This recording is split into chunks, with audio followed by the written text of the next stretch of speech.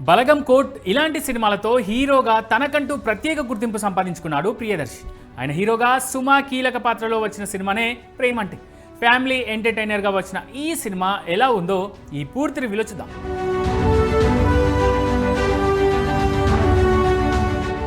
ఇక ప్రేమంటే కథలోకి వెళ్తే మదనసూదనరావు అలియాస్ ప్రియదర్శి ఒక సెక్యూరిటీ సిస్టమ్ ఆఫీస్ ఏర్పాటు చేసుకొని బిజినెస్ చేస్తూ ఉంటాడు. వాళ్ళ అమ్మా నాన్నలు అతనికి పెళ్లి చేయాలని చూస్తారు, కానీ అదిష్టం లేక వచ్చిన ప్రతి సంబంధాన్ని చెడగొడుతూ ఉంటాడు. ఆ సమయంలో రమ్య అలియాస్ ఆనందిని చూసి తొలి చూపులోనే ప్రేమలో పడతాడు. పెద్దల అంగీకారంతో ఇద్దరు పెళ్లి చేసుకుంటారు.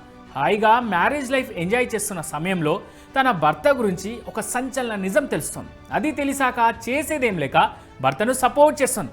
ఆనందికి తెలిసిన ఆ నిజం ఏంటి, అది తెలిసాక రమ్య రియాక్షన్ ఏంటి అనేది రిమైనింగ్ స్టోరీ.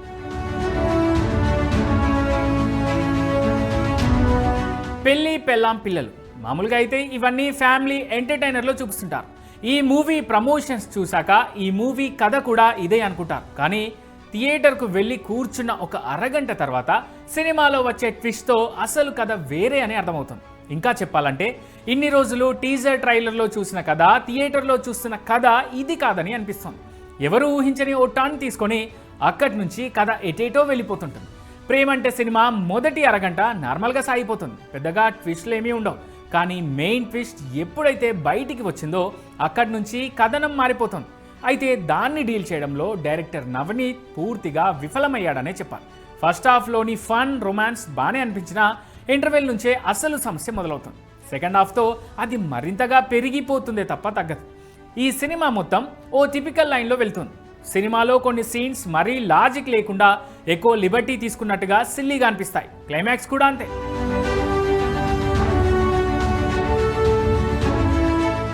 ప్రియదర్శి నటన బాగుంది, కానీ ఇది ఆయనకు సూట్ అయ్యే పాత్ర కాదేమో అనిపిస్తుంది సినిమా చూస్తున్నంతసేపు. జనరల్గా కథ తన చుట్టూ కాకుండా కథ చుట్టూ తాను తిరిగే పాత్రలైతేనే దర్శికి బాగా సూట్ అవుతాయి. కానీ ఈ కథ అలా లేకపోయేసరికి అలా అనిపిస్తుంది. ఇక హీరోయిన్ ఆనంది క్యూట్గా ఉంది, చాలా బాగా నటించింది కూడా. సుమా కనకాల క్యారెక్టర్ కూడా బాగుంది.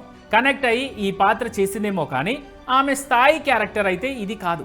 వెన్నెల కిషోర్ ఈ సినిమాకు మేజర్ రిలీఫ్. చాలా బాగా నవ్వించాడు ఈయన. హైపర్ ఆది, రామ్ ప్రసాద్ లాంటి వాళ్ళు కూడా బాగానే నటించారు. లియోన్ జేమ్స్ సంగీతం బాగుంది. విశ్వంత్ రెడ్డి సినిమాటోగ్రఫీ నీట్గా ఉంది. ఇక దర్శకుడు నవనీత్ శ్రీరామ్ విషయానికి వస్తే ఆలోచన బాగున్నా ఆచరణ మాత్రం అస్సలు ఆకట్టుకోలేదు. అనుకున్న కథను ఎస్టాబ్లిష్ చేయడంలో తడబడ్డాడనే చెప్పాలి. మెయిన్ సెకండ్ హాఫ్ మీద ఇంకాస్త ఫోకస్ చేస్తే సినిమా మరో రేంజ్లో ఉండేదేమో అనిపిస్తుంది.